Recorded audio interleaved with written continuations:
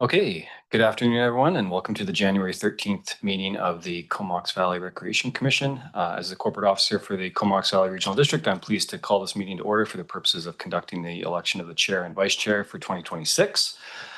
I'll start just by recognizing we are conducting our business today on the traditional unceded territory of the Comox First Nation. As the commissioners are all familiar with, the election of the chair and vice chair happens annually and in accordance with the CVRD procedure bylaw. I will refrain from going over the detailed instructions, given I'm confident that all of you are very familiar. I will open up the chance for any questions, though, should there be any. I will start the process by asking for nominations 3 times. At the close of that, should there be more than 2 commissioners that accept that nomination, then we'll proceed to a secret ballot voting. Are there any questions before we start the process? I see a light blinking, but I see a head shaking. So with that, I am confused.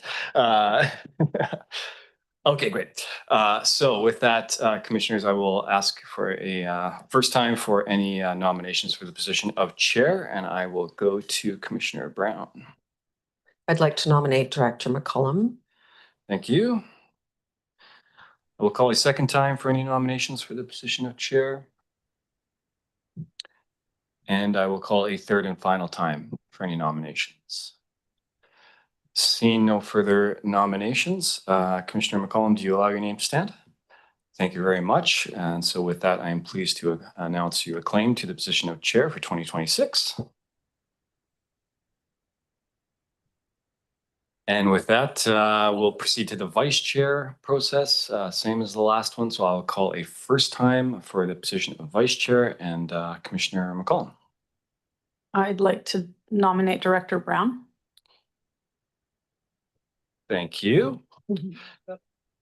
I will call a second time for the position of vice chair for nominations. And I will call a third and final time for any nominations. Seeing no further nominations, Commissioner Brown, do you allow me to understand? Yes, thank you very much. Same, I am pleased to announce you acclaimed as vice chair for 2026. With that, I am pleased to turn matters over to Chair McCollum to preside over the remainder of the meeting. Thank you very much for your patience and support.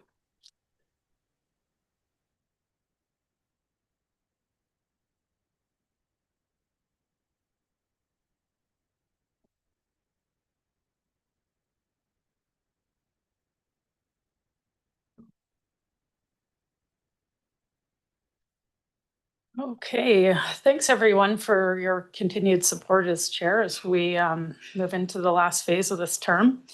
Our first item of the day is the Comox Volleyball Club, Comox Valley Volleyball Club, who are here to delegate. And I'm looking around the room, you must be online. Yes. I see Tony. Tony, do you have Greg with you online as well? No, Greg had to step away really quickly. So I'll be running it for the club today. Wonderful. Okay, you can take over and go ahead. Okay, well, thank you. Well, first of all, thank you. My name is Tony Jarvis. I'm the president of the Comox Valley Volleyball Club. I'm here to speak to the CVRD Recreation Grant application for our vision for a shared multi-sport indoor recreation facility. This will address longstanding and growing needs in the Comox Valley. Who we serve and what we are a non-registered. We are a registered nonprofit society affiliated with members of the Volleyball BC and Volleyball Canada. We serve youth and families of the Courtenay, Comox, and surrounding rural areas, delivering safe sport, aligned programming focused on skills development, confidence, teamwork, and lifelong participation in sport. Our club is volunteer governed and community driven, supported by trained coaches, parents, and local partners. Our core problem running our club, and our biggest barrier is the lack of indoor gym space. Over the years, CVVC turns away as many athletes as up to 60 youth, not because of lack of interest or coaching, but because we simply do not have enough gym time. The shortage also prevents us from adding teams, expanding programs, and hosting local tournaments. And this issue is not unique to volleyball. Pickleball, basketball, and other indoor sports in the Comox Valley are in the same constraints, particularly in daytime and shoulder hour access. The CVVC has a organizational capacity and demand to host more volleyball sanctioned tournaments and events. However, due to limited gym availability, very few tournaments are large or large scale events are ever hosted at the Comox Valley. This means local athletes must travel to compete in tournaments. Volunteers lose opportunity to host local events locally, and the community misses out on economic benefits that come with sport tourism. Demand for indoor court sports continues to grow. Provincially, volleyball participation across British Columbia has increased by approximately 6%, and locally, population growth continues to place pressure on already limited facilities. Without new indoor recreation capacity, the Comox Valley risks falling behind other regions that are better positioned to support sport development and event hosting. Our proposal is a collaborative, fiscally responsible solution. We're currently exploring a shared long-term lease of approximately 2 to 5 acres of land to create a multi-sport recreational hub. The Comox Valley Pickleball Association will build and operate its own pickleball-specific facility on a designated portion of site, where the CVVC will build and operate a shared indoor court facility designated primarily for volleyball. Basketball programs and other compatible indoor sports will share the CVV built facility rather than building separately. All partners would collaborate on shared infrastructure such as parking, utilities, access, and servicing. This approach reduces duplication of capital costs, maximizes land use, ensures strong daytime and evening utilization, aligns closely with the CVRD priorities for shared recreational infrastructures and partners. Additional indoor court space does not just benefit sports organizations. It benefits the entire community. With adequate facilities, the Comox Valley could host provincial level tournaments and over time attract national level events. These events bring athletes, families, officials, spectators into the region, driving spending at hotels, restaurants, retail businesses, and local services. This project represents a significant economic development opportunity for the Comox Valley alongside its recreation and wellness benefits. We are requesting $25,000 through the CVRD Recreation Grant Program. If successful, these funds will be used for a deposit or reserved towards a long-term land or facility lease, shared use sport equipment, feasible site planning and early design work, and allowing us to act quickly when a suitable site becomes available. The funding is a critical first step in turning a well-supported concept into a deliverable project. In closing, this is not a single sport project. It's a shared community-driven solution that expands recreation capacity, support multiple sports, and enables event hosting and strengthens both community health and local economy. We appreciate the CVRD's leadership in supporting recreation and thank you all for considering this request. We'd be happy to answer questions now. Thanks for that, Tony, and really helpful to hear the context of the grant application on the agenda today. And I'll just wait and see if there's questions. It looks like there's a few lights on. Director Arbor. Yeah, thanks, and thanks for coming to present today. I know a couple of years ago we had, it was either the pickleball or there was another effort. They were looking at some of the interchange lands at the time. And I assume your group may have been part of this or maybe not, but I'm just wondering in terms of the forward, it looks like you're taking a great approach with partnership development and of course I'm really pleased to see that, you know, you're looking to for some of the clubs to put some meaningful financial contributions in the go forward. So at the end of this grant period, where would you like to be, say, in 8 to 12 months from now? Would you like to be at a place where you've solidified your partnership agreements? Would you be at a place where you think you have a financial plan, or yeah, just trying to understand where the 25,000 would get us to? Where the 25,000 would get us to would be first we'll be trying to secure land, a place to build. That is one of the hardest things that we're running into right now is finding locations to retrofit or to build on. Um, and then from there, it will be making partnerships with other programs, basketball and pickleball and such, and then having a business plan in place um, to execute and move forward on things.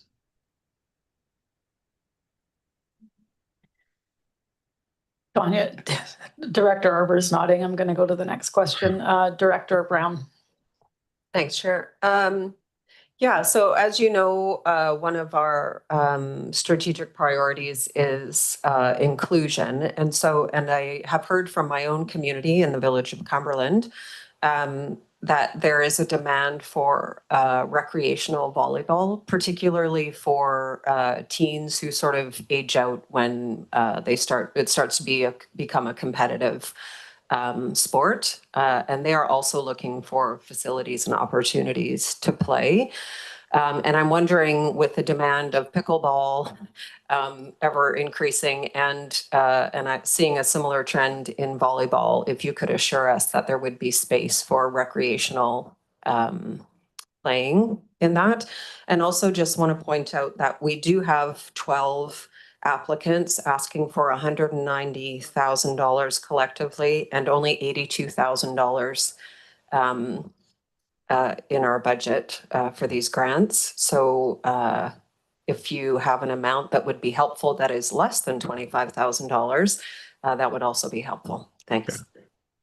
First, about communal Cumberland youth playing volleyball. One, like I said, is that we turn away 40 to 60 kids, if not more, per season for tryouts. The main reason is because we just don't have anywhere to put these kids. We would like to keep as many youth. The goal of the CVVC is to have as many youth play volleyball as possible throughout the season and into the off season, into beach volleyball and other programs that we can provide. This year we provided some programming that kept kids playing volleyball throughout. And we're here, and right now with the gym space that we have, we can only do 2 teams per age group. Um, and if we can somehow, and we've restructured our programming to have a competitive side and the development side, and I would like to see the development side um, grow and include more kids. We have a technical director that was part of Volleyball Canada. She coached university. She was on the national team. She's our technical director, and she has a program to help youth get fundamentals of volleyball, so they can move forward in competitive streams or non-competitive streams and development streams, and move forward as they become adults and play recreational volleyball as adults.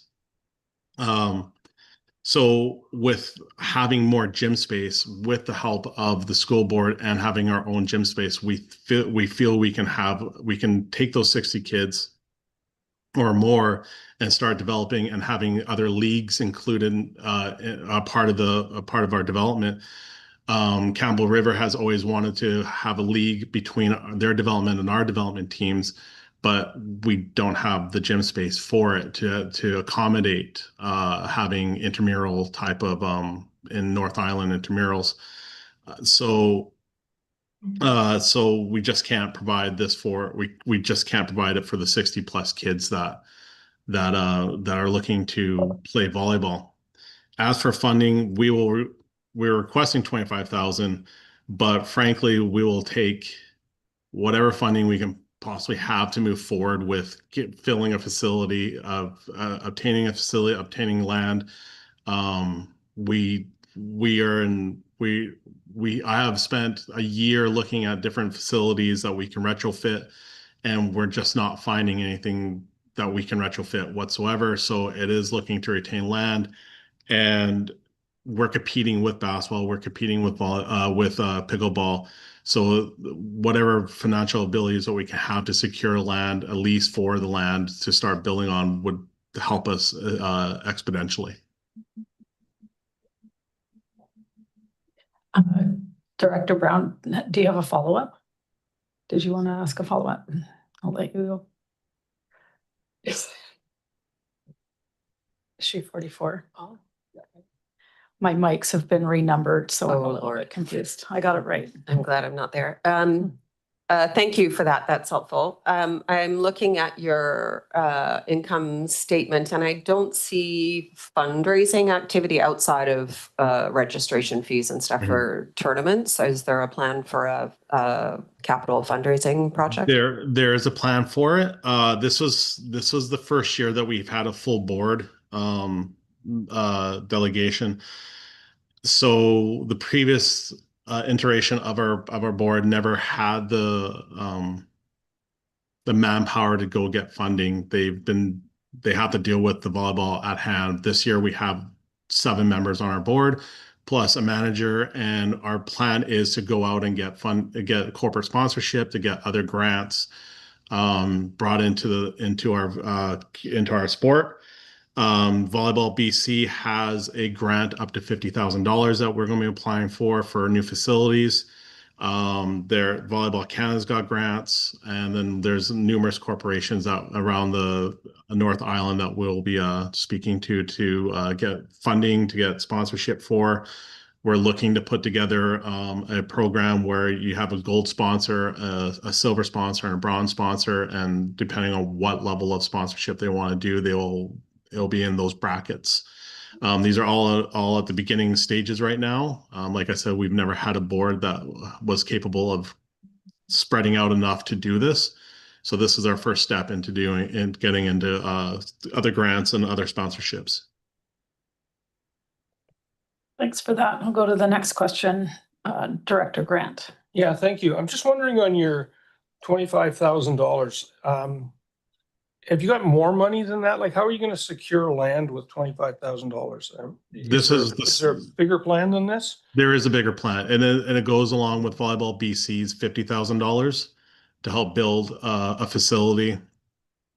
So along with Volleyball BC, along with CVRD, we will be looking for a title sponsor to help secure the land and help build the facility. Okay, and have you got that title sponsor, or where are we with that? We are just starting our process with it right this second. Okay, all right, thank you. Okay, I don't see any other lights on, so we'll wrap up the delegation. You're welcome to stay on and listen to the discussion, or we can provide an update to you afterwards. It's completely up to you. Yeah, thank you. Thanks for joining us today. Thank you guys so much. And up next, we have City of Courtenay regarding the Courtenay and District Memorial Pool. And welcome, Susie. Welcome back.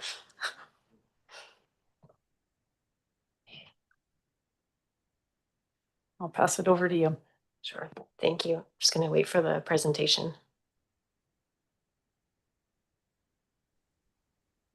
Great. Thank you. My name is Susie Saunders. I'm the Director of Recreation, Culture, and Community Services with the City of Courtenay, and I'm joined virtually by Kate Bugbee from Faulkner Brown Architects. Kate and I are here to provide an update on the Courtenay and District Memorial Outdoor Pool and options analysis.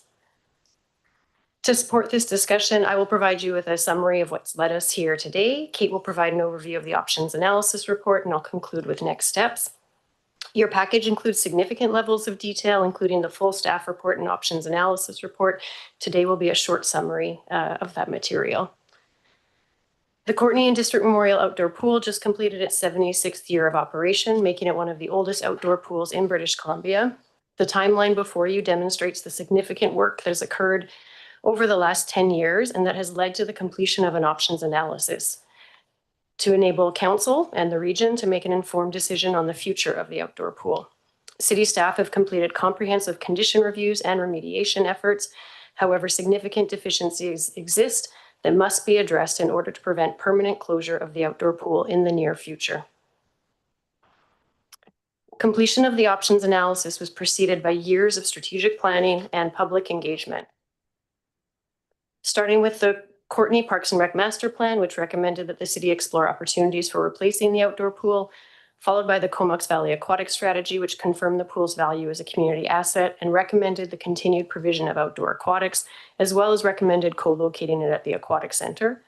Following the aquatic strategy, the city engaged with the public on the future of the outdoor pool to test the relocation recommendations in the aquatic strategy. The results of that engagement demonstrated a preference across the region for the outdoor pool to remain at its current location and either be maintained or renewed. The outdoor pool is an important community amenity, seeing approximately 18,000 visits per season and increasing annually. It provides critical social infrastructure due to its low barrier and socially inclusive nature, important life-saving skills, and safe swimming opportunities during high drowning risk seasons, and offers respite from climate-related heat emergencies. The city's outdoor pool engagement in 2024 resulted in significant public engagement of over 1,800 survey respondents from across the Comox Valley. The results demonstrated that over half of respondents preferred the pool to remain where it is, and about a quarter supported relocating it to the aquatic center, with only 4% supporting permanent closure. The results demonstrated strong preference for investing in the pool either through repairs or renewal at its current location. This led City Council to direct staff to conduct immediate repairs and complete an options analysis for the future of the pool at its current location. I'll now turn it over to Kate to provide an overview of the options analysis and its recommendations. So in 2025, over the course of 10 months, we worked with the city to assess various paths for the future of the aging outdoor pool. So this included background research, site reviews, options development and costing, as well as public engagement. We presented our final reporting in November. The outdoor pool is in need of urgent capital investment to continue to operate.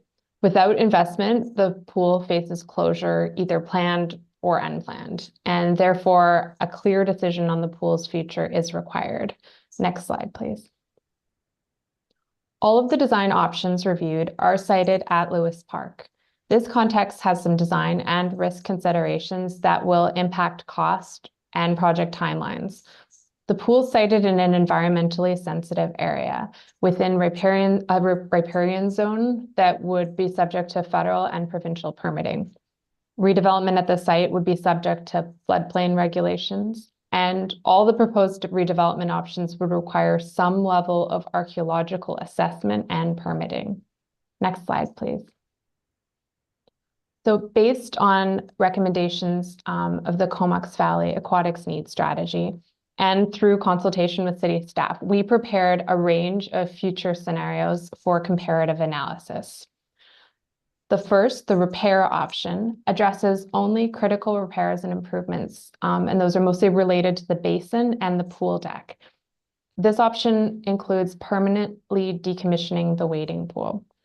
Option number 2, the renovate option, includes all the improvements proposed in the repair option, as well as full replacement of the change room building and wading pool, and some mechanical and lighting upgrades.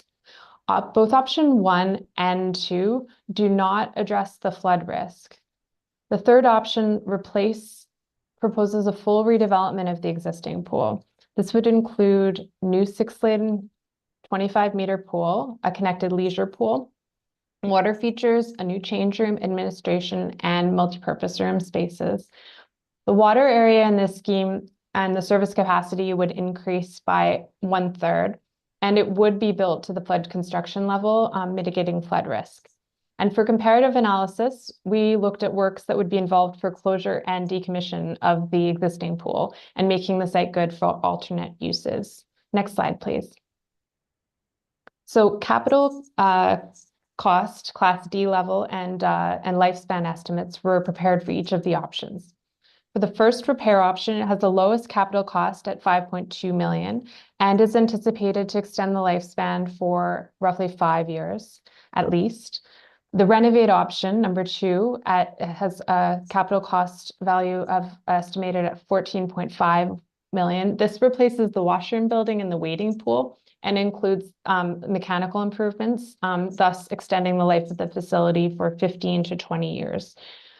The replacement option has the highest estimated capital cost of $32 million, but it is a full replacement with no anticipated major capital improvements required for 40 years or longer.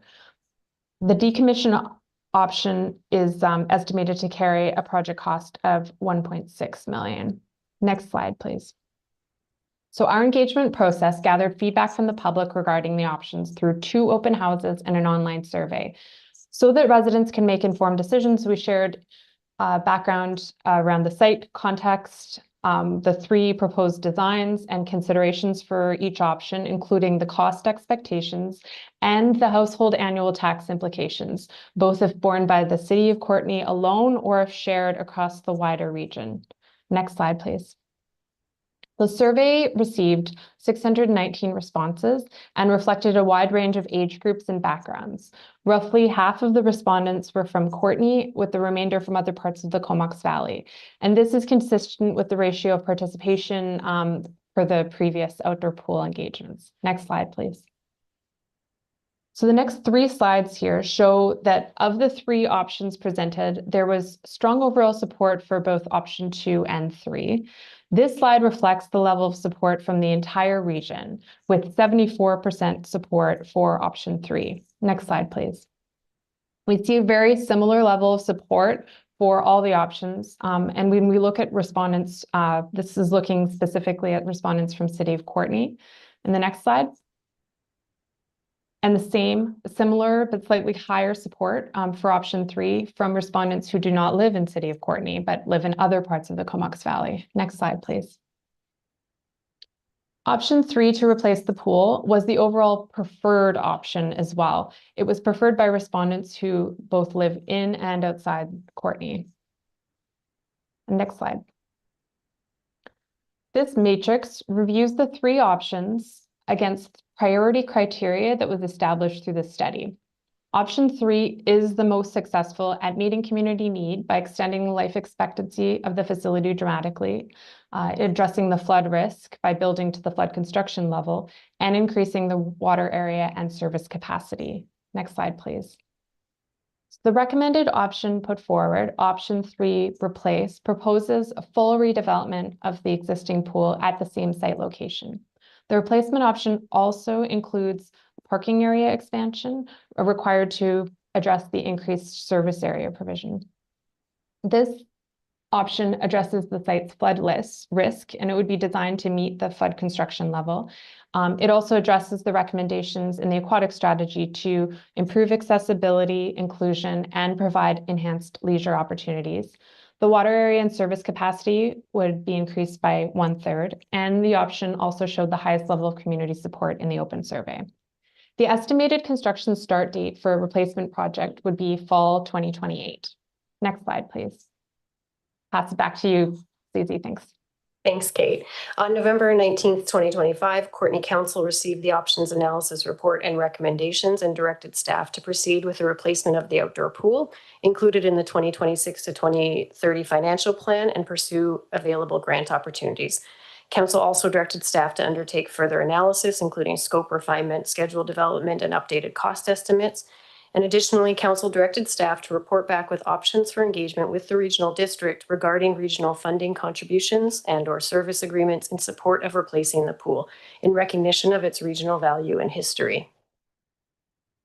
I'll wrap up. Before the city returns to the regional district with a formal request for financial support, staff will complete further technical assessments and design refinement, as well as report back to Council with options for regional engagement for Council's consideration. Staff expect this to occur in the first quarter of 2026, and following the design refinement and Council direction, staff would look to return to the regional district before summer with a formal request from the city.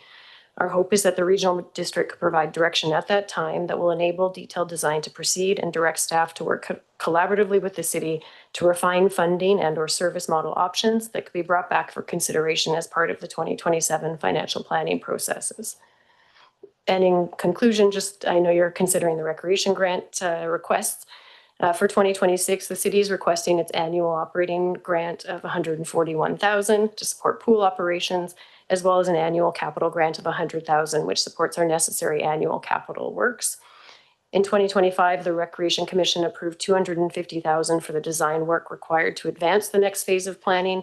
And with the options analysis now complete, which was funded through the 2024 Recreation Grant Funds, we're looking to expend these previously approved funds on the next phase of design. And we're happy to take any questions. Thanks for that presentation, and I'll just give the room a minute to decide if there's any questions.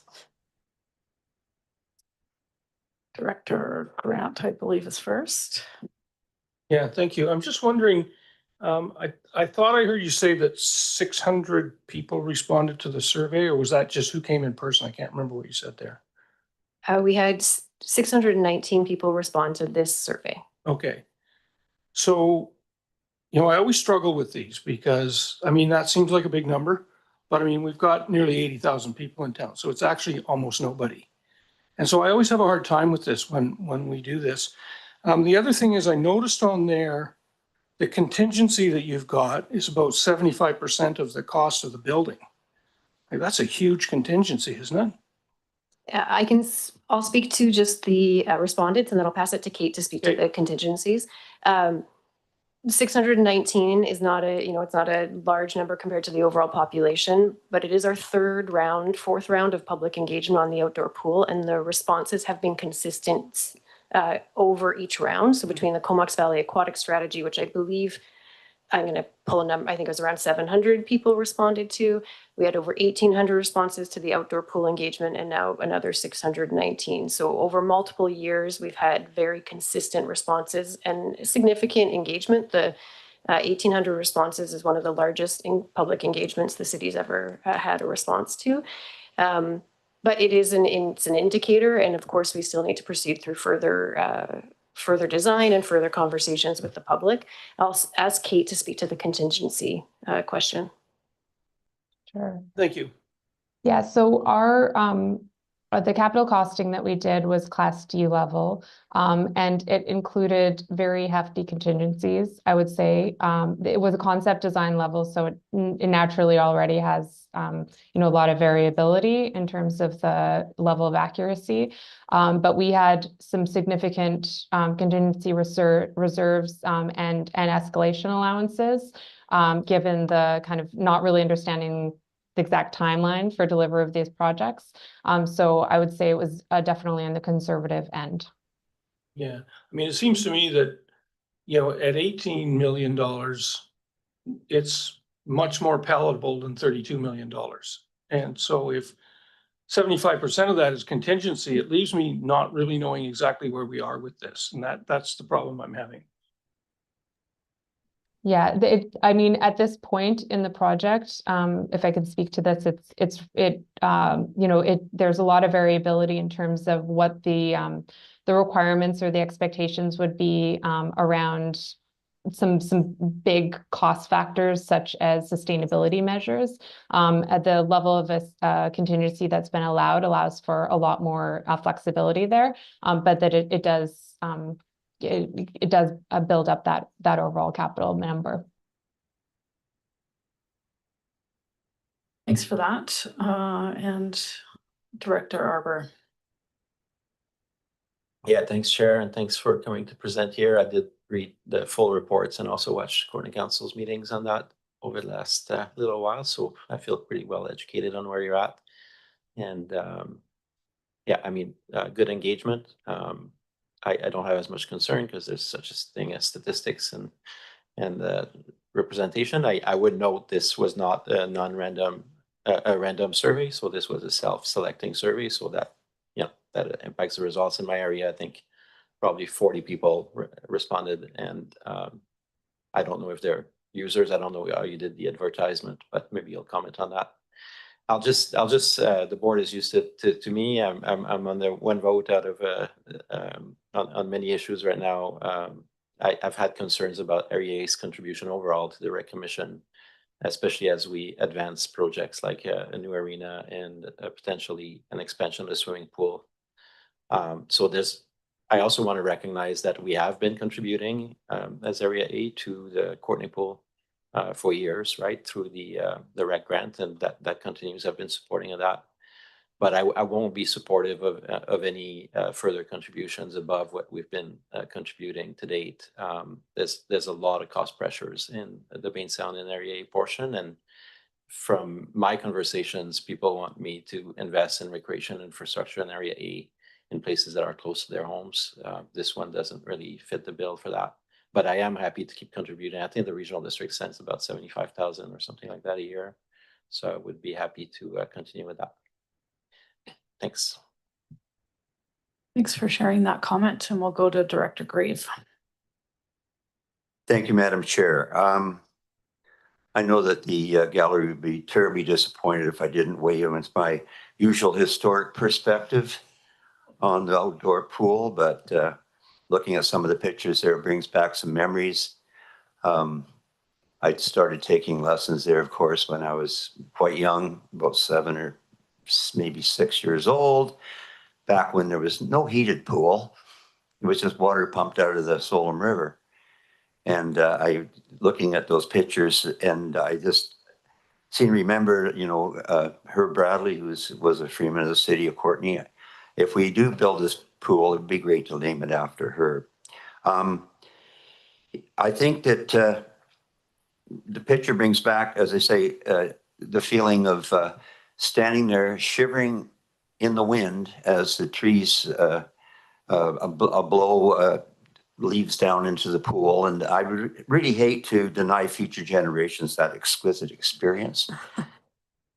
So I will definitely be supporting this with all my heart, because this is a very important part of the Comox Valley history. Thank you. Thanks for that. And Director Minions. Thanks, Chair, and Susie and Kate for the next step summary. It's the first kind of in-depth I've seen for it, not being a regular director.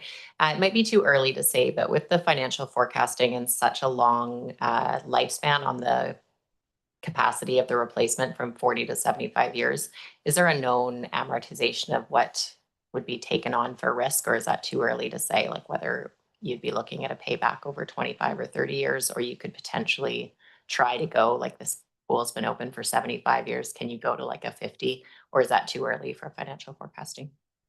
Thank you for the question. I'm going to do my best to answer this, and we don't have our CFO here, but my understanding is it would be a 35-year amortization, and that's typical and the longest that we could apply for. So, yeah. Thanks for that. And I don't see any other questions. And of course, there's plenty more discussion on this ahead. This is really the beginning. So yeah, thanks for coming today, both of you, Sue and Kate, and we'll pick this up again, I guess, when the next set of options come forward. Is that the next, I don't know, I'm asking you, our CIO, I suppose. Sorry, thank you to the chair. The direction from council was to proceed with further design refinement, which will assist with some of the cost estimates as well, and to return to Courtenay City Council with options for engagement with the regional district. So city staff's next step is to complete the next phase of design refinements, especially some technical assessments of the location, and return to council with that information, as well as options for council to consider around how they want to direct staff to approach the regional district. So we plan to do that by the end of the first quarter, and then approach the regional district with that direction from council before the summer. Great. Thanks for that. And all I would add is that CVRD staff and City of Courtenay staff have been engaged on this on a number of different occasions and will continue to do so as information is developed. Great. That's good to hear. Thank you. Okay. Oh, sorry, I didn't see your light on. Go ahead. Just one point of clarification is that through the chair to the rest of the commission, is that the budget will be brought forward on February 10th for the commission's consideration. So there is money that was allocated in 2025, and the commission will have to decide to carry that over, and then also the new ask for this year. So great. Thanks for that. Okay, moving along, we have some unfinished business from our last meeting. The first item being delegation follow-up from the Lush Valley request around the Solom Education Garden. Thanks, Chair. So as is practice, after delegations, typically decisions are not made in the moment, but come back to a following meeting. Jennifer Zbinden is our Senior Manager of Recreation Services. And I think, Jennifer, you've got a brief update on both of these delegation follow-ups. Yes, through the chair. Thank you. So Lush staff had come forth in December of 2025 with a request for 14,000 for a shed storage structure to be on the exhibition ground site in the garden. So staff spoke with the Lush staff, and we provided sort of 2 grant stream options that Lush could take. And we also provided 2 extensions, which was a total of 6 weeks past the deadline, to give them an opportunity to be able to apply. Unfortunately, they did respond that they could not submit within that time frame. They were quite tight staff, so we had gone 6 weeks past, and they were unable to apply. So staff suspect they may come back later, and I think what staff would like to ask or recommend is that they come forth by no later than mid to end of August in order to fit in with the grant application timeline process versus coming in late November and December, because it becomes a scramble for them and it becomes a scramble for the grant process. So we would love to see them come forward just a little bit earlier. And the second update, we'll just go ahead. The farmers market. Staff are planning to meet with farmers market within the next month. And there's a few things staff had to sort out. And now that staff understand our land situation a little bit further, our next steps or continuing steps are working with the ALC for approvals for our current conceptual site design. So we've been waiting for a 2-year time frame, and we hope to get that wrapped up this year with them. And then we will continue to work with farmers market to sort out a potential location, whether that's, as an example, Dove Creek Field or the farmers market field or beside the farmers market field. They weren't 100% certain yet what area of the exhibition grounds they want to potentially look for outside of near that farmers market field. There will be an expectation of a business plan from the farmers market and the true size of the facility, with some assurance that they have some funding in place. And then from their staff will come back to the Rec Commission with a conceptual design plan based off of the business plan from the farmers market. And then followed by that, staff would go forward with ALC approvals. So there's still quite a few steps to go. And then lastly, throughout this whole process, staff will need to hold off on the work on the farmers market field until we understand potentially where the farmers market is hoping to potentially get a structure. Thanks for both of those updates. Particularly useful to hear what the next steps will be around the farmers market request. And with that, I'll turn it over to the board, Director Brown.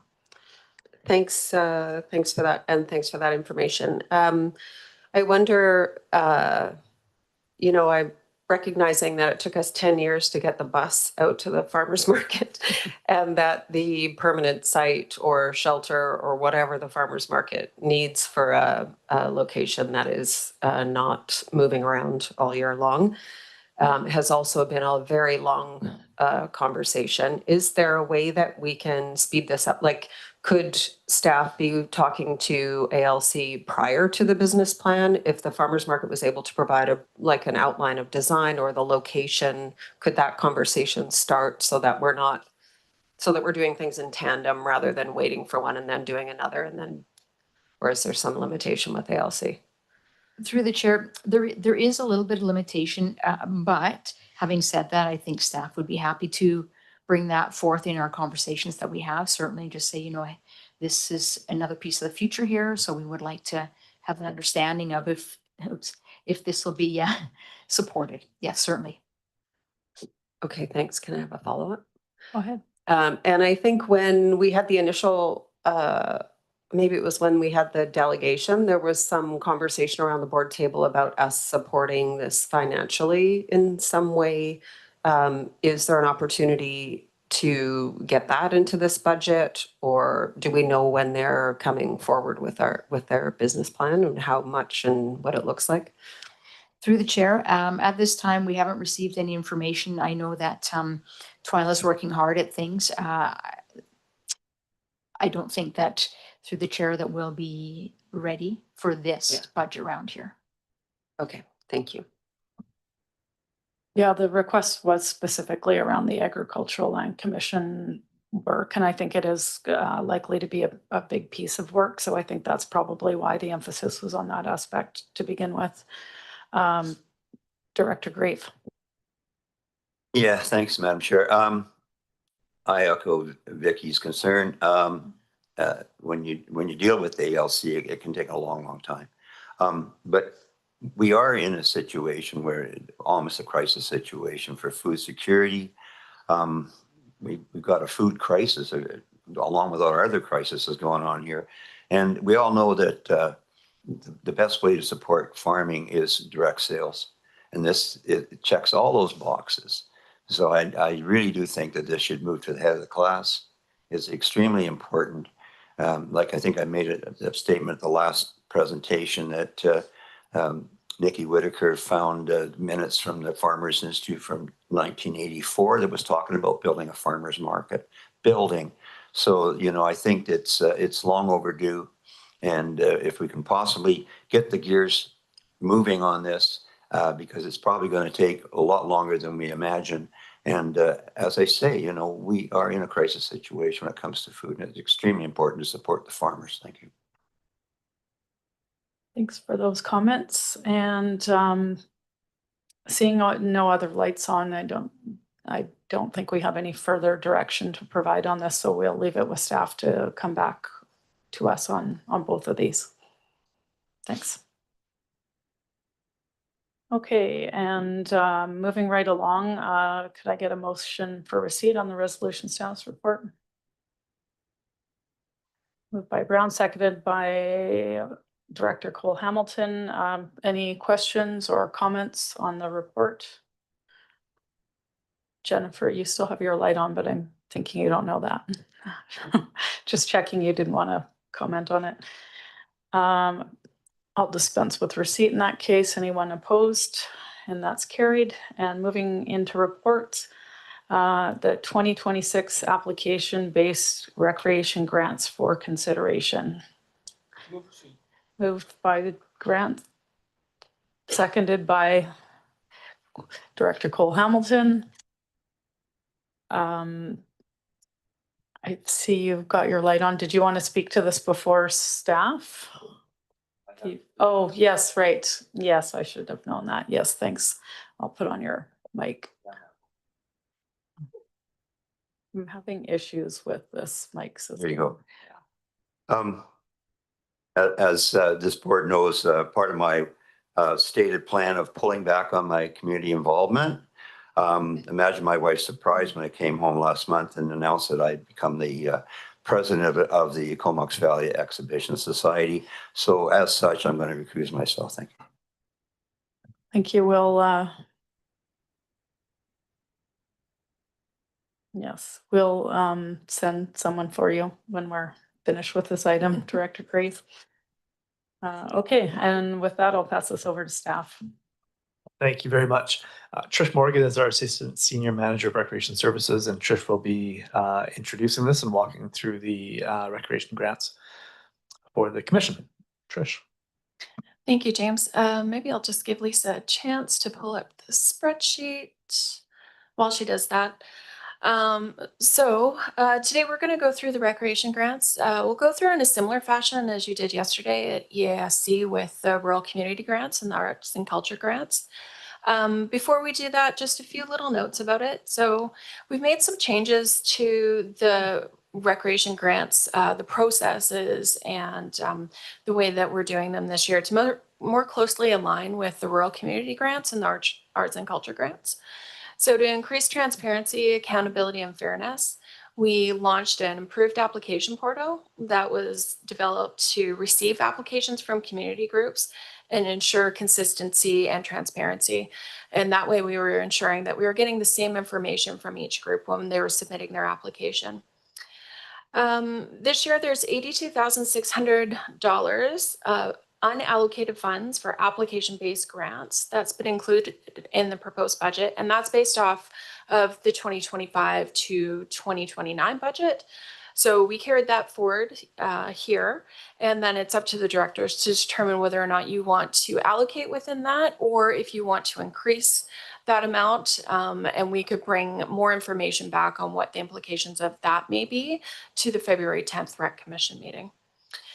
Only those organizations that submitted an application and met the eligibility requirements are included in the list of organizations. So they had to be a registered nonprofit society operating within the Comox Valley and providing recreation services. So it's very broad, but they had to be a registered society in good standing. In total, we received 12 applications for funding that were eligible. And the total dollar value, as one of the directors has said, was $190,500. So it is quite a bit higher than last year. It's not the highest that has been received in previous years, and that was around $218,000. And this is just, again, for the community organizations, and it doesn't include any of the municipal requests. So I think we're ready to start going through them. Unfortunately, my glasses can't see all that way, so I'm glad that my sheets have the same order as that sheet. And we'll just start going through them. So the first application we have is Blazing Paddles Dragon Boat Society. They're requesting $1,500. They were awarded $1,500 in 2025, and that's to pay for insurance, storage locker, and marina fees. Do we want to go through them all, or would you like to put forward amounts as we go? We probably don't need to go through them all because I'm thinking the board has probably done their diligence in reading this in advance. So maybe the best option is just to turn it over for questions and comments and work on it from there, because I think there will be some changes just for the sake of time. So I'll pass it to Director Arbour. Yeah, thanks, Sharon. Just as we close out the term, I just have the general observation. This is a little bit different than ESC, because I think in the ESC, we each control our own budget and pot. Yeah. And here we're trying to, with 10 different people trying to come up with a decision. It's actually not gone that bad, but I'm wondering for the next term if there'd be value in looking at having staff come up with a short list of recommendation that would be the default. The problem I had with the batch this year is that they were all, in my opinion, they were all fundable projects. Like there's nothing in there that I would say no to. So then we'll see how it goes today. But then, for me, I came up, well, maybe we just get, if we fund 0.43 of every application, that's the budget, right? I was like, that might be one proposal I would have today to consider. Because there's none that I wouldn't fund. So that's my general comment. So then I really struggled with how to apportion, the amounts. In the past, I had clear preferences, so I guess it varies from year to year. So that's just my kind of just to kick off on this. Yeah, thanks for getting us kicked off. Just if I could comment, just Yes. really Oh, briefly, yes. Go ahead. the idea of having criteria or a short list or a recommendation from staff, I think we would certainly take that direction, but we would want to know from the commission what is the criteria that we're looking for to be able to appropriately shortlist or make recommendations. That wouldn't be something to be covered off today. That might be a workshop of sorts with the commission somewhere along the way.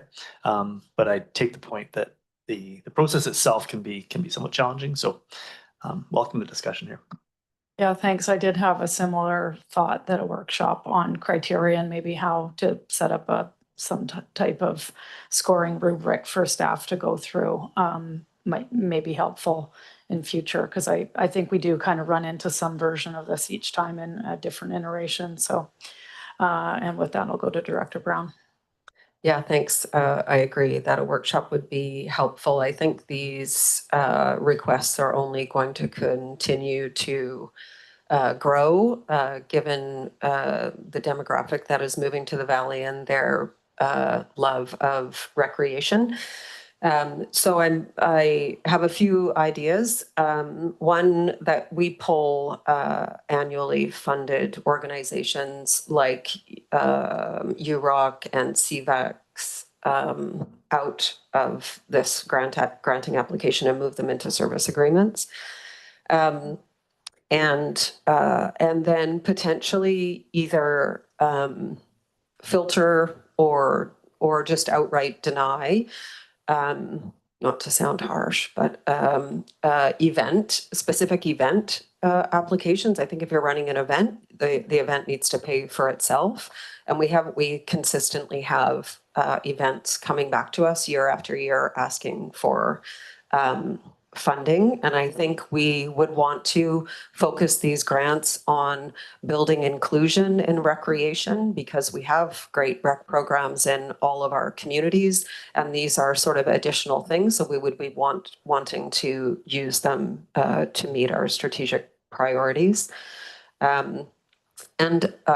So events are a concern for me. And then the organizations that are specifically serving their own members, like the Freestyle Club, and I can't think of another one. I feel like they should be funding themselves. We would want to be looking at funding projects or organizations that are serving a broad range of Comox Valley residents rather than a small group of people.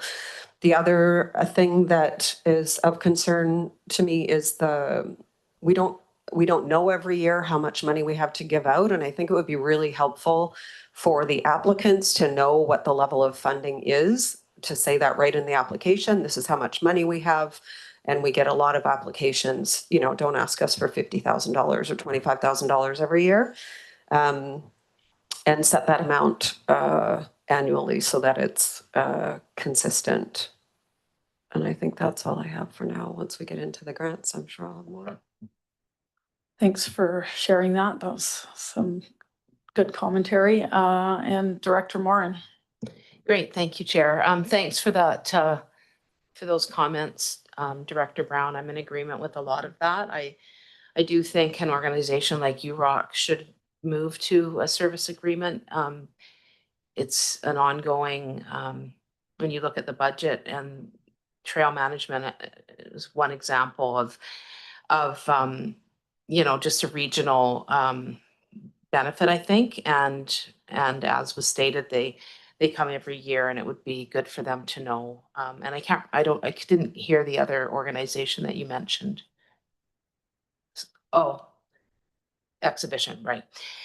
Yeah, so, I mean, there'll be some further discussion on that, but I think I would propose that we separate UROC out for sure, and possibly if people have other ideas. And I agree with the comments around, I think having a cap for, the amount that people can ask for would be helpful, because there is such a range, from 15.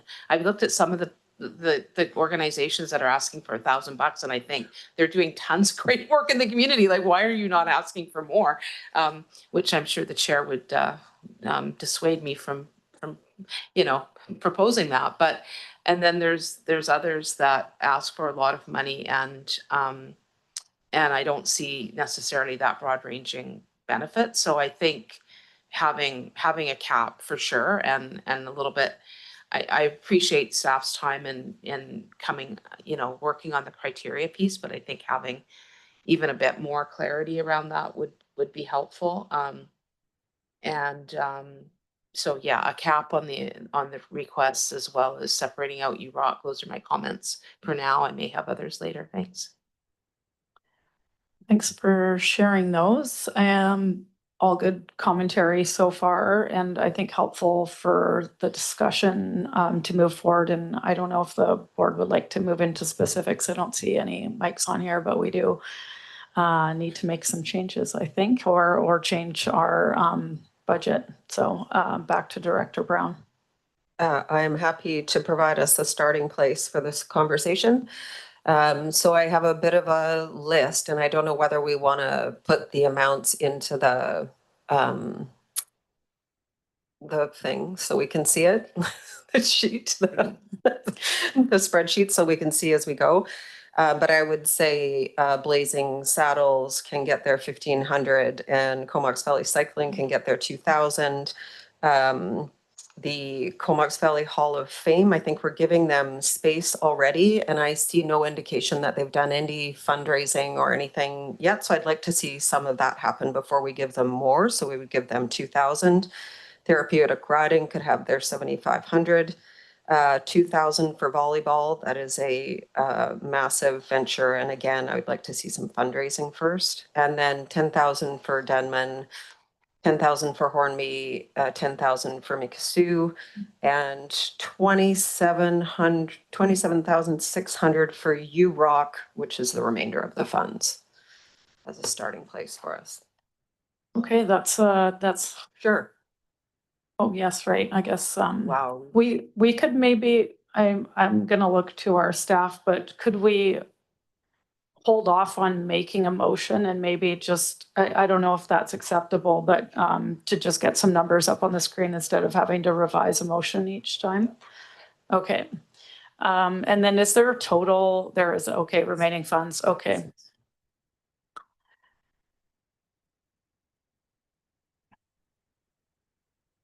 Yeah. Mm.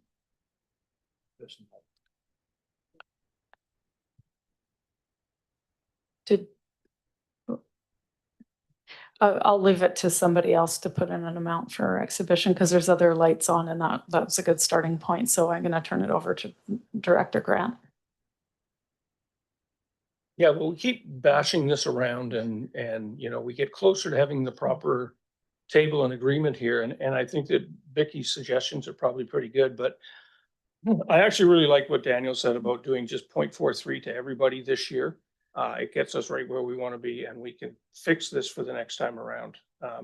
Trying to figure out where the right place to go is. There's no right answer to this, so I would prefer that we just do the percentage. Everybody gets 0.43 of what they asked for, and then next year we can move along and get this where we get the ones out that we don't think are appropriate and work on it that way.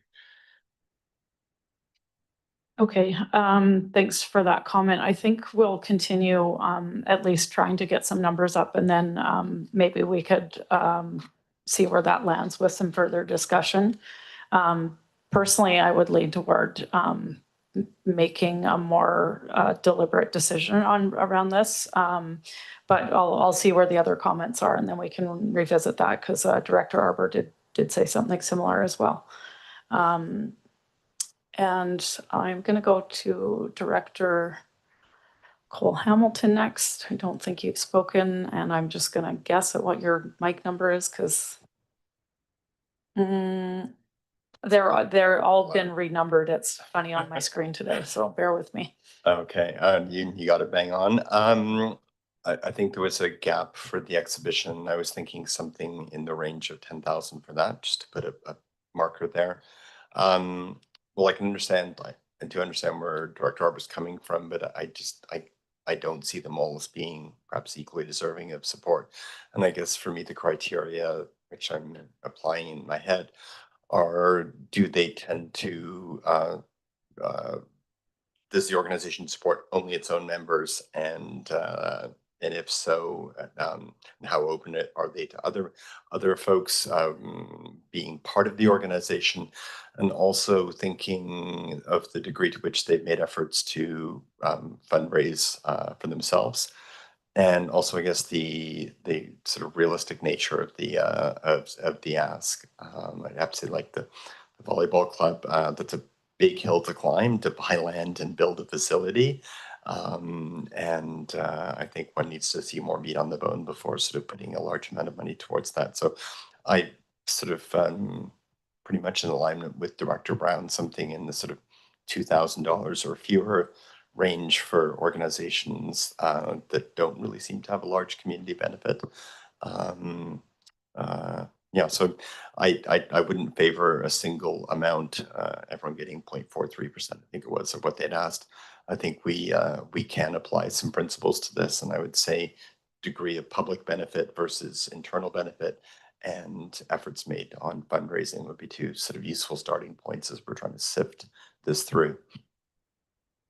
Yeah, thanks for those comments, and I will try my best to turn on alternate director Minions. Nice, thank you. Mike next as a first-time speaker. Thanks, Chair.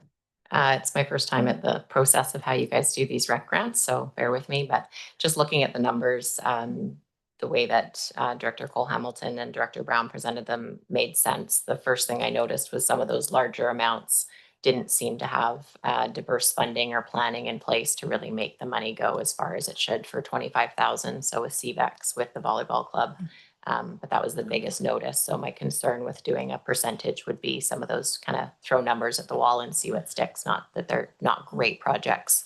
The funding just isn't there. So I think CVEX was missing in that first item, and Director Cole-Hamilton mentioned around 10,000. Was the original number like 13,000 or for what you had kind of planned out, Director Brown? I guess I shouldn't be speaking, but like somewhere around 12.5 for CVEX. I know they have been really struggling, but making efforts to improve. And it's the longest or second longest historical event in the Valley. So I think if the number worked with that 82,000 to be around 12.5, I would be supportive of half of that one. But some of the other large ones just didn't make sense as far as how far along they are in planning. So I'm supportive of giving allocated numbers versus a percentage for this year.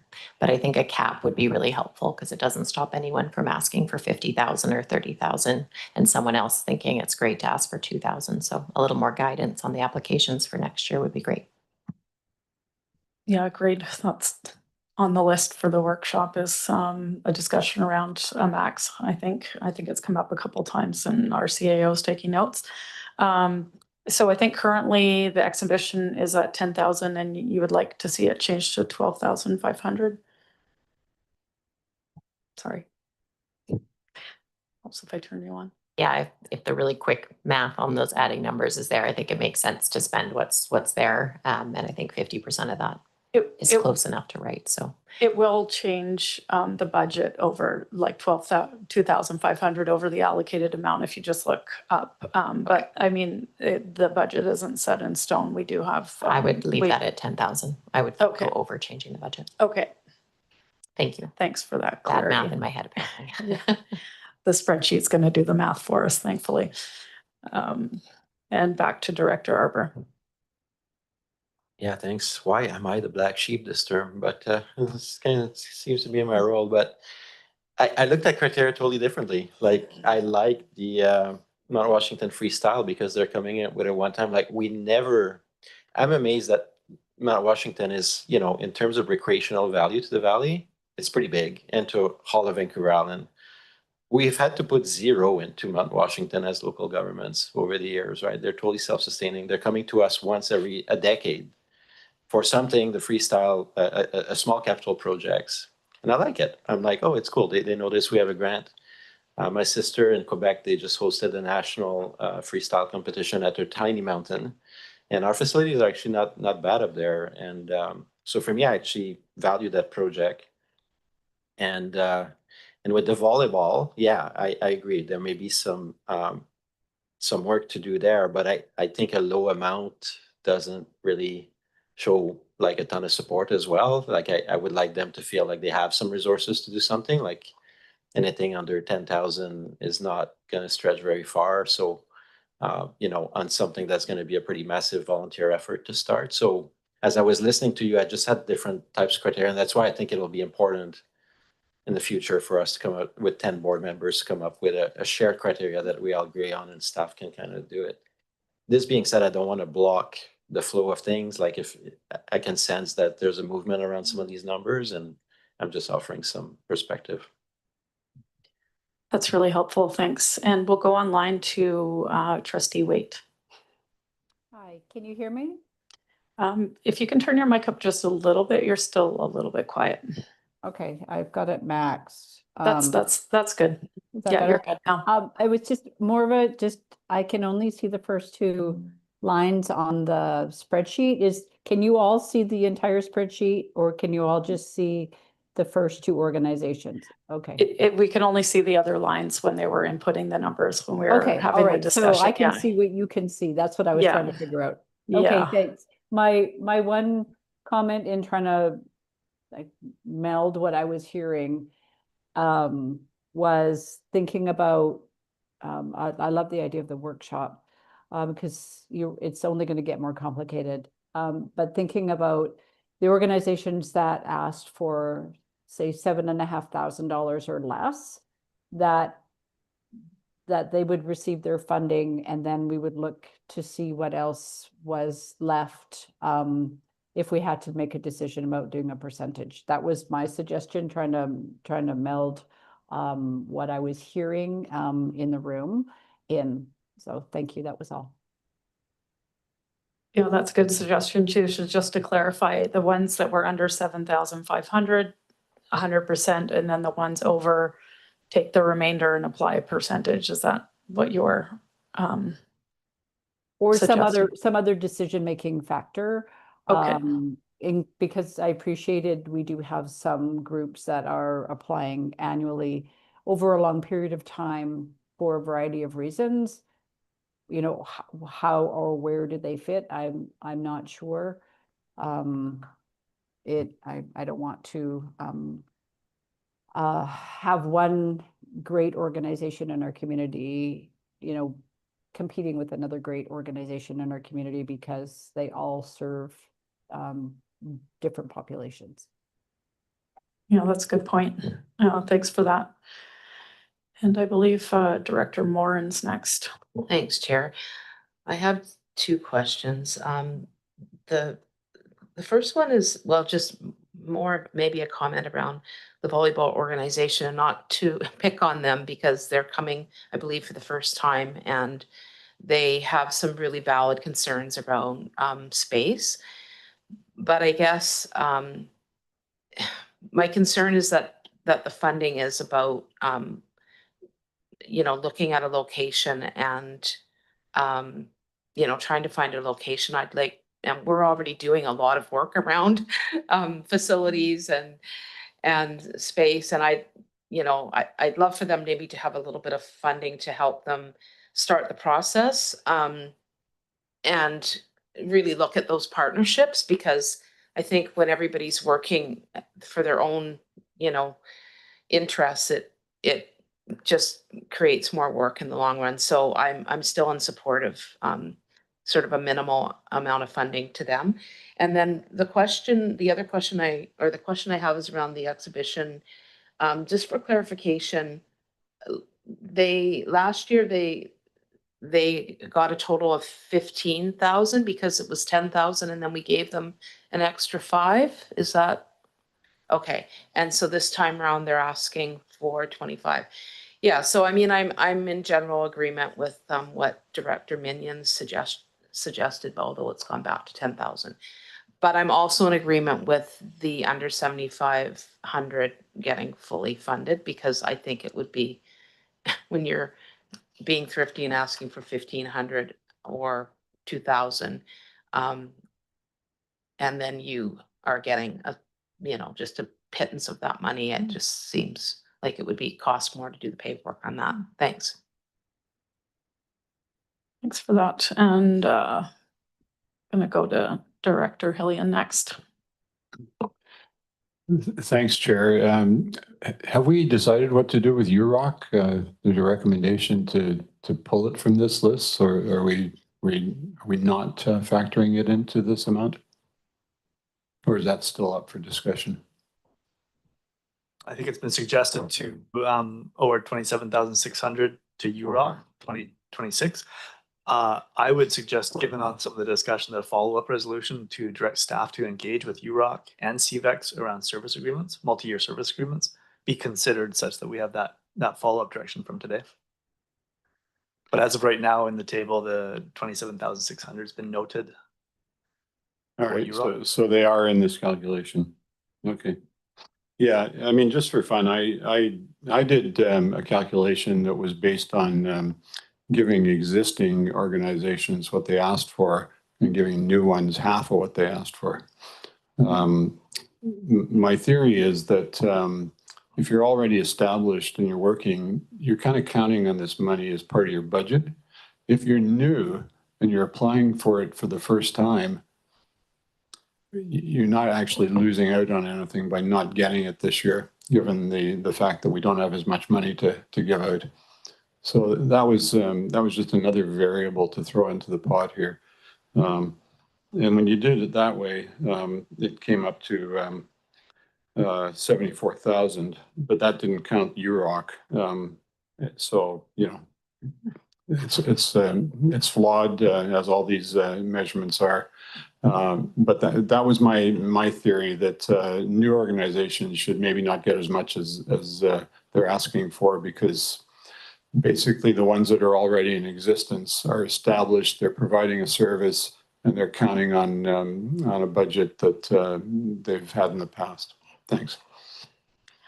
Thanks for that comment. I would point out that when we updated the grant applications on the website, we did provide information that it was meant to be one time and that it couldn't be relied on for future. So I think the intention is project-based rather than operational. Not to say that organizations may not treat it that way, but I think that came out of a discussion around this from a previous go-round in a similar fashion at another budget time. Director Brown. Yeah, it's such good discussion because there's so many ways to slice this pie. I agree with the, I like Director Hillion's idea as well. And that's good fodder for the workshop. The only, and the 7,500 and under getting what they asked would mean that the only organization in the calculation that's in the sheet that doesn't get that, with apologies to them because they're from Cumberland, is the Steam Donkey Racing Club. And again, that is an event with registration fees, and it is an event that is solely for the purpose of serving the people in the event. So I'm not sure it qualifies for taxpayer funding. Whereas when we look, yeah, we can make all the comparisons, but I just wanted to add that in. Yeah, I think it's a valid point.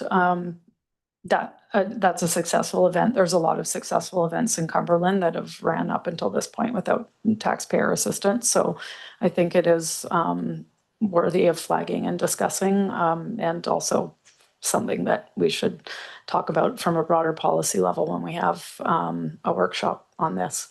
Director Arbour. Yeah, thanks. Because now we have it on the screen. It seems like the UROC is a large amount compared, like, yes, we started in 2019 and I vividly remember the presentation back then, but it seems like it's taking quite a bit of resources from the pot, and it's at this point, it's almost, I do agree, it's almost operational in a way, right? So, I mean, at what point will I bring HIMBA, which is the equivalent of UROC on Hornby, to try to get some funding? Because right now we fund it all through our park service, right? This is not a park. This is actually a lot of it on Cumberland and Mosaic lands, but I'm trying to think about why we justify such a higher amount than some of the other ones that might be startups. I really like startups. Like, that's why I like the volleyball new initiatives that might serve new groups. And I'm also wondering if United Riders Cumberland didn't get that money, I mean, people would probably continue to bike on the trails. They just have less money for maintenance and stuff. So yeah, it raises a lot of questions, but it's a big number compared to the other ones we're discussing. Director Brown. I am quite happy to speak about the impact of UROC given the proximity. So they are serving 250,000 trail users a year, not just cyclists, but photographers, hikers, dog walkers, elders, young people, school groups. The list goes on and on and on. Obviously, it's an enormous number. And the maintenance program is the trail expansion. I don't think we ought to be funding with taxpayer funding necessarily. That's they can easily get that through, and have before get that through destination funding, Destination BC funding. But the maintenance of the network is critical to not only safety of the people using it, but the actual function of the network.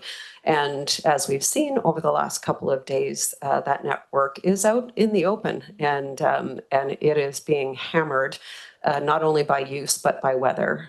Drought and extreme rain events have a huge impact. Never mind wind and blow down the whole thing. So the village of Cumberland, our smallest municipality of under 5,000 people, annually funds this organization with about $40,000. And I think our population is probably maybe a quarter of the user group that uses this network. And I think that's enough said on that. Yeah, thanks for that. I'm going to try and wrap up the discussion because we still have one more item in camera and we're running out of time. So I'm going to look to the board to make a motion either based on on what's on the screen, or if someone wants to put forward an alternate motion. Director Brown, you had your light on first. I'll make the original motion of I think the numbers are all the same in there. So 1,500 for Blazing Saddles, 2,000 for Comox Valley Cycling Coalition, 10,000 for CVEX, 2,000 for Sports Hall of Fame, 7,500 for Therapeutic Riding, 2,000 for Comox Valley Volleyball Club, with all the best wishes to them. 10,000 for Denman, 10,000 for Hornby, 10,000 for Mikisew, 2,000 for Freestyle Club, 2,000 for Steam Donkey, and 27,600 for U-Rock. I think in your original, we didn't put those in. So let's leave them out, and I'll allow like an amendment if a director wants to specifically add funds, then we'll just so that the motion is reflective of what the spreadsheet said, if that's okay, and if someone wants to second that. Second. Moved by Brown, seconded by Grant, and Director Moran, you have your light on next. Well, I wanted to do a separate motion around U-Rock, so shall I just wait then? Yeah, we could take a separate, the total, I mean, the funding comes from the same service, so we are still kind of talking about the same dollars, whether we separate this out and deal with it as a separate. Yeah, no, I get that it's included in this amount. I just didn't know if it's better to have a separate motion around entering into a service agreement. We will need a separate motion about that for sure. Be added on to this. Okay. Yeah, that would be helpful. Thanks. And Director Arbor. Yeah, I guess the one that I feel bad about is the volleyball, because I really think for the scale of what they're trying to achieve, 2,000 is like, you might as well call it zero in a way. You know, it's when my job is to do grants, and for something like that, I would provide zero rather than provide an amount that is really not very meaningful. And I'm not using the word insulting, but I just did. So I'd be happy to bring down some of because that's the area I represent. I'd be happy to shave off $2,500 each from Hornby and Denman, so that it's, we end up at 7,000 or 7,500 for volleyball, which gives them a bit more of a base to maybe try to hire a consultant or whatever. At 2,000, they won't go very far. So that'd be my that small amendment to. Thanks for that suggestion. It is possible to make an amendment to just increase the amount too, and then we would be adjusting the budget. So that both of those are, none of these numbers are set in stone. So to confirm, you want to reduce the Denman and Hornby by $2,500 each and add them to the volleyball. And it was seconded by Hillian.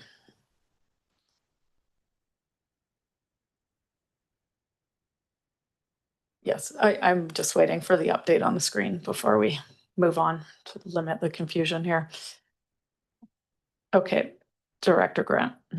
Yeah, so I'm looking at the volleyball thing, and the reason I asked the questions I did was because $25,000 to look for land gets you nowhere, and they're going to then apply for another grant from Volleyball Canada, which they don't have, for 75,000. And on top of that, they need a major sponsor, which I don't know if anyone's ever gone out and looked for a major sponsor around here, but it's exceedingly difficult to do. So I don't think that they're ready for this. I think they've got another 6 months or a year's worth of work to get to the point where they might be ready to come and ask for some money. So that's the only reason why I was actually thinking of taking them right off and saying, you got more homework to do before you come back. That's my take on the volleyball one. Yeah, thanks for those comments, and perhaps a smaller amount can be a starting point with the encouragement to come back and discuss where it looked like as well that there was in the application, perhaps at the time that there was the possibility that they'd already found a location, and then in the delegation, it's that they're still at the point of trying to identify that. So it is early stages. I think it's okay that we're not funding it all the way, and it leaves the door open for future opportunities. It shows a bit of support, and that, you know, there's some details to still be fleshed out. Director Arbor. Yeah, you actually covered a lot of what I was going to say, but I'll add a couple of things. They remind me a little bit of search and rescue, like, you know, in search for land and a building, and it's taking forever, and you've got volunteer groups working on this. If it was in isolation and we never heard this concept, I'd be more hesitant. But it's been a few years that we heard from different racket sports and court-based sports. And what I find very attractive, why I want to keep that flame alive, and hopefully they land on some proposal at some point, is that they are looking eventually. We know some of those sports want to bring some serious money into a bill and things like that. It's just they're really struggling to get off the base. So for me, to show a little bit of support is important. Thanks for that. And Director Hillian.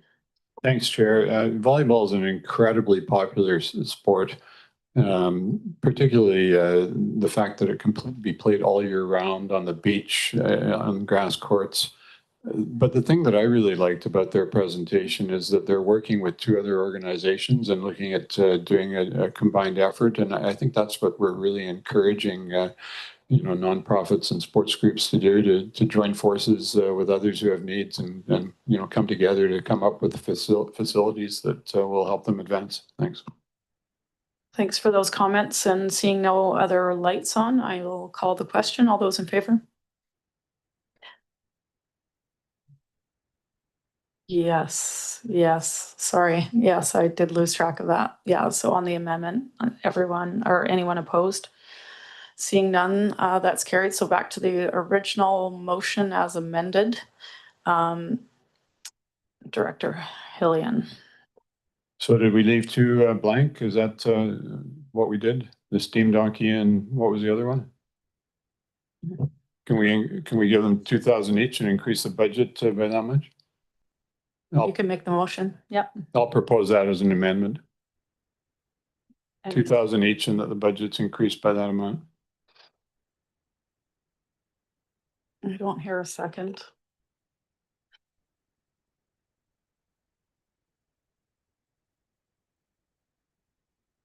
And it didn't. Okay, it looks like there is not support for that change, so we do have a seconder, Trustee Waite.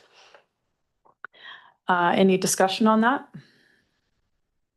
I'll ask for very brief commentary because we're trying to move on to our in-camera item too. Go ahead, Director Brown. I just thought it was included in the, I thought when I did my math, I thought it was included. So I'm not sure we need. I think we left it blank for someone else to add because it wasn't in the original math. So okay, yeah. so we do need to add. Okay. Yeah, and they are added, and the change is up on the top now.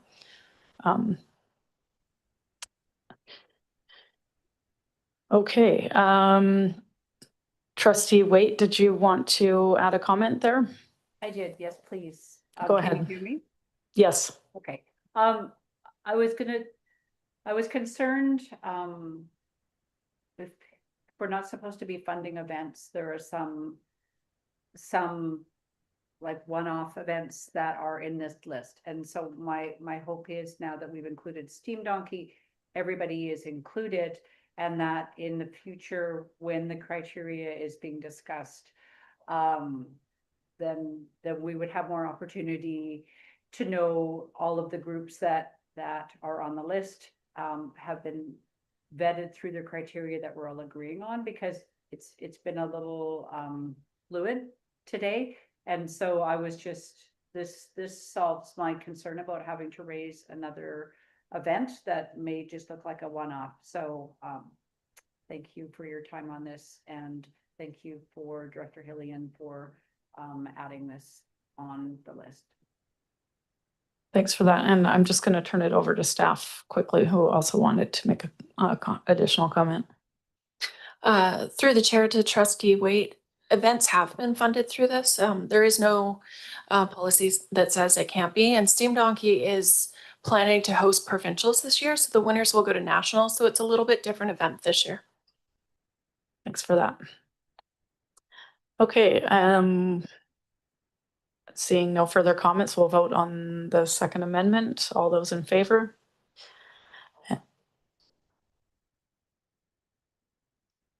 Okay, so all those in favor of the amendment? Anyone opposed? Minions opposed? And both directors online are in favor, is that correct? Hardy and Waite? Yeah, okay. What are we voting on? The second amendment, which is adding Mount Washington Freestyle Club and Steam Donkey Racing, a $2,000 amount, and increasing the overall budget to $86,600. Okay, so I'll just do the vote again because there wasn't clarity on what the motion was. All those in favor? Anyone opposed? Minions is opposed. And Arbor. Okay, moving on to the motion as amended. I don't see any lights on, so I'm just going to call the vote. All those in favor? Anyone opposed? And that's carried unanimously. And I see there's lights on. Oh, yes, right, because we have one more thing to deal with here, or more. Go ahead, Director Morin. Yeah, I'll move that that the United Writers of Cumberland and Comox Valley Exhibition that staff work on a service agreement for those two organizations for a multi-year funding, and I'd propose 3 years. Is that you can reword it better if you want. Oh, it's terrible. As long as they know what the direction is, that's really what we care about. And I did check, and that's clear enough. Create service agreements with the Comox Valley Exhibition and UROC for multi-year funding.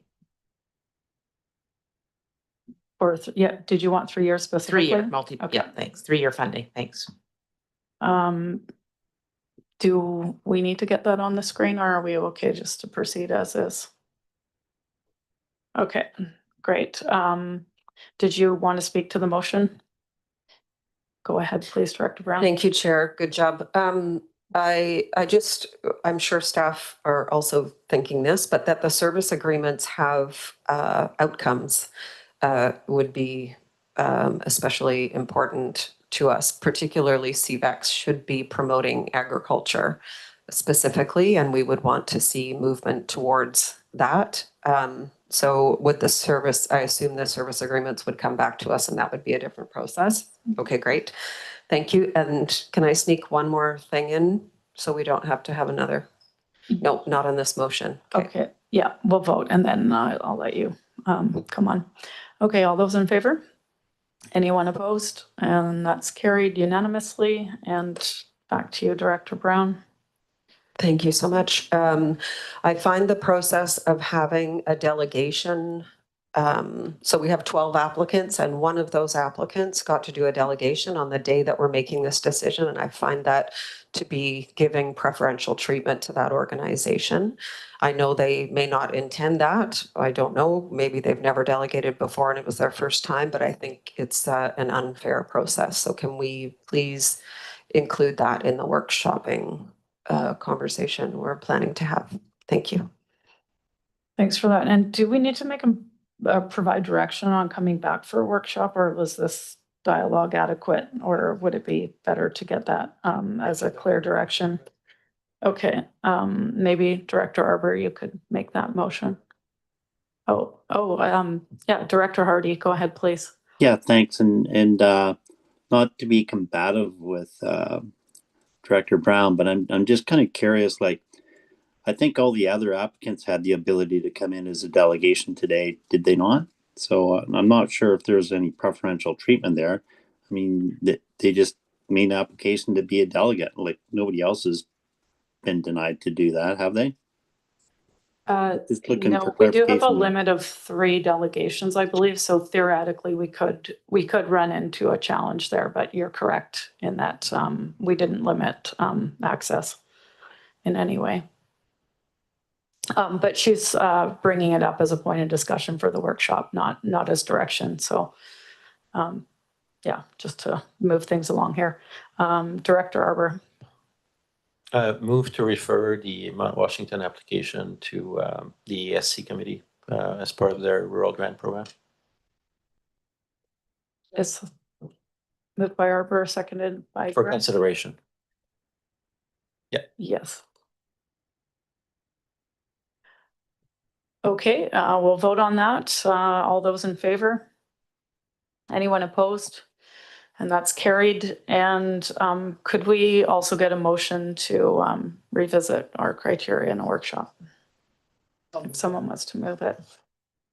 Great. All those in favor? Anyone opposed? And that's carried. And could we get a final motion to move in camera, please? Oh, I'm sorry. Oh, wow. Yeah, he's right there. Oh, yeah. Wow. We're really going to have to fly through these last 2. Okay, well, could I get a motion for receipt of the positive ticketing initiative? Moved by Hillian, seconded by Minions. Over to staff. Thanks very much. And Jen has been, I think you're introducing this report and the next report. So brief introduction on each. Thanks. Thanks. Thank you through the chair. I'll be zippy. Comox Valley Regional District staff are here to seek approval to join the regional positive ticketing initiative, partnering with the City of Courtenay, the Town of Comox, the Village of Cumberland, and the Comox Valley RCMP. The Town of Comox and the City of Courtenay can confirm participation at this point. The initiative aims to reward and encourage positive behaviors amongst youth age 18 and under, and it provides police with opportunities for positive relationships based engagement. So starting in 2026, our CMP officers will distribute positive tickets to recognizing good behavior and encourage participation in positive activities. Each ticket will allow one youth access to one drop-in program at a regional recreation center at no charge, subject to standard, conditions, age requirements, etc. And maybe just one comment from staff. This process has already worked during our Glacier Kings hockey game, so it's a positive for us in our facilities. And that's what I got for positive ticketing. Thanks, Jennifer, and good to hear it has a direct impact on operations for the CVRD as well. Seeing we'll dispense with receipt. And anyone opposed? Seeing none, that's carried. And moved by Grant, seconded by Hillian.